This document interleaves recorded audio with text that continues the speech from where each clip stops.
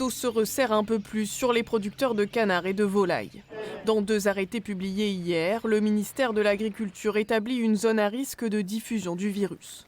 166 communes des Landes sont concernées, principalement en Chalosse, où la densité d'élevage est élevée, mais aussi 102 communes des Pyrénées-Atlantiques et 12 en Lot-et-Garonne. Dans ces zones, la mise à l'abri des canards est obligatoire. Dans les élevages de moins de 1500 animaux, ils pourront être placés sous filet. Dans les autres, ils seront obligatoirement confinés. Par ailleurs, un dépistage de la grippe aviaire sera obligatoire avant chaque déplacement d'animaux vers un autre établissement. Des mesures préventives diversement accueillies par les syndicats d'agriculteurs.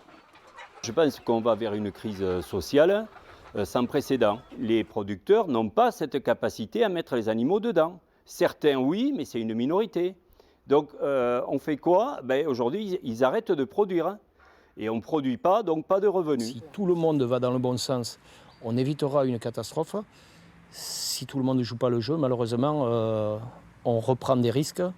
Et personne dans le monde agricole a envie de revivre ce qu'on a vécu.